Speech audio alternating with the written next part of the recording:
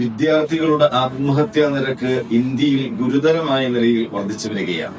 NCRBയുടെ കണക്ക് പ്രകാരം ഒരു വർഷം 13,000 വിദ്യാർത്ഥികളാണ് ഇന്ത്യയിൽ ആത്മഹത്യ ചെയ്യുന്നത്. അഥവാ ഓരോ മണിക്കൂറിലും ഓരോ വിദ്യാർത്ഥികൾ ആത്മഹത്യ ചെയ്യുന്നു എന്നതാണ് ഞെട്ടിപ്പിക്കുന്ന വിവരം.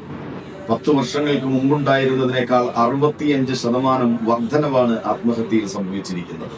പരീക്ഷാ ഭീതിയും പരീക്ഷയിലെ പരാജയവുമാണ് ആത്മഹത്യയുടെ പ്രധാന കാരണമെന്ന് കണക്കുകൾ വിവരിക്കുന്നു. ഇനി ഈ വരുന്ന 15-ാം തീയതി SSLC പരീക്ഷയുടെ റിസൾട്ട് കാത്തിരിക്കുന്ന എന്റെ പ്രിയപ്പെട്ട മക്കളോടാണ് എനിക്ക് പറയാനുള്ളത്. കേരളത്തിൽ ഈ കഴിഞ്ഞ ആഴ്ച 140 മണ്ഡലങ്ങളിൽ ഇലക്ഷൻ നടന്നു. 140 മണ്ഡലങ്ങളിലായി 1252 കാൻഡിഡേറ്റ്സ് ആണ് ആ ഇലക്ഷനിൽ മത്സരിക്കാൻ വന്നത്.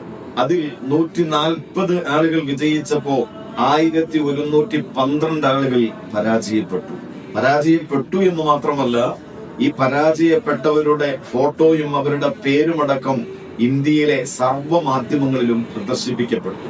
ഞാനൊന്ന് ചോദിക്കട്ടെ, ഏതെങ്കിലും ഒരു കാൻഡിഡേറ്റ് ഇലക്ഷനിൽ പരാജയപ്പെട്ടതിന്റെ പേരിൽ ആത്മഹത്യക്ക് ശ്രമിച്ചതായി നിങ്ങൾക്ക് കേൾക്കാൻ കഴിഞ്ഞോ?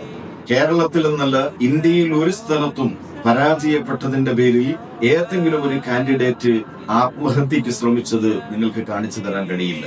കാരണം അവർക്കറിയാം ഇതൊരു താൽക്കാലിക പരാജയമാണെന്ന്.